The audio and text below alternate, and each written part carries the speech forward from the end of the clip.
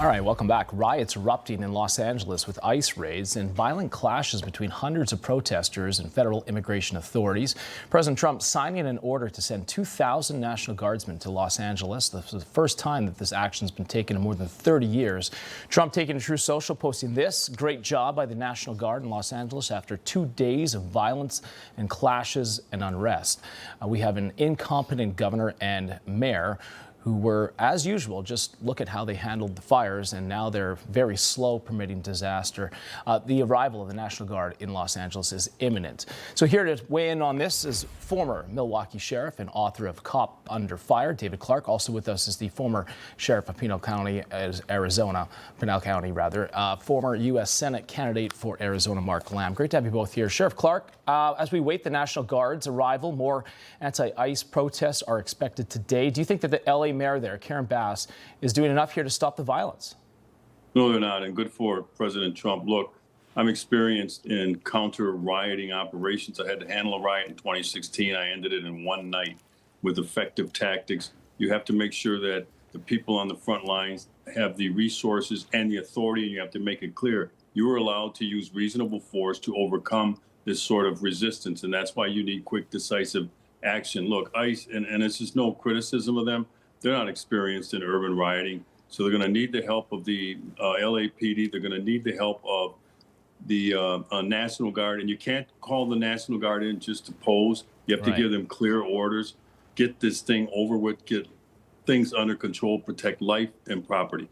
Sheriff Lamb, California Governor Gavin Newsom put this out on X last night, says the federal government is taking over the California National Guard and deploying 2,000 soldiers in Los Angeles, not because there is a shortage of law enforcement, but because they want a spectacle. Your takeaway from his thoughts? Well, the spectacle is on his behalf by not doing what he's supposed to do.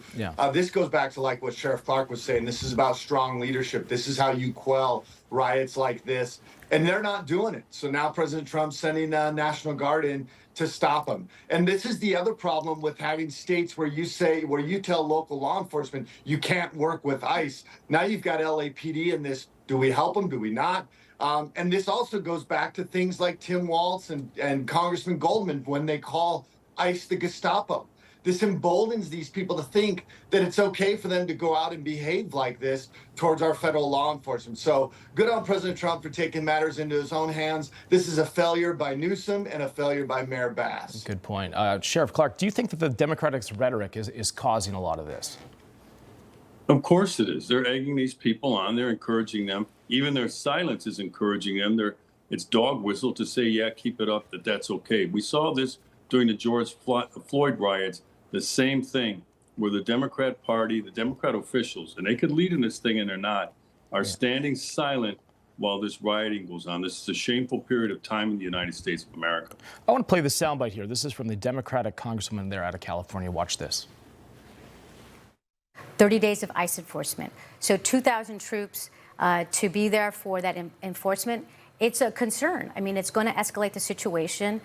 People are going to protest because they're angry about the situation. And we have to just reiterate to people to do it peacefully, to make sure not to any violence. We absolutely condemn any violence. Sheriff Lamb, I want to get your thought on that, but she's basically saying that the National Guard is going to create more problems. Do you agree with that? Well, first of all, she's basically like Sheriff Clark said, it's a dog whistle. She's basically saying, go riot, just go protest this. We just don't want any violence. But here's what happens. They show up in mass. Many of these are paid agitators. Right. We should be going after the people that are paying these people to go out into the streets of America and agitate. If you're wearing a mask, you're probably one of those. But the fact is that things like this, like what this congressperson is saying, they're encouraging it in a subtle way. And they don't like it. You know why? Because it's going to be effective. That's why they don't like it, because it doesn't allow these riots to continue and continue to go against the agenda of this administration of removing the people that the American people asked to be removed.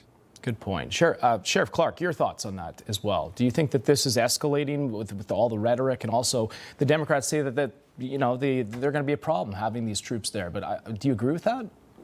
Well, they always say that the reason they don't want the troops there is because they want the rioters to be able to, or I should say the insurgents, this is not rioting, and it's important to frame it the way it is. But they want them to be able to overcome the law enforcement resources, which is why I said that you have to encourage the police leadership, encourage them that their number one job is to protect life and property and to restore order, and give them the authority to use the tools. I don't see much tear gas being delivered. I don't see rubber bullets.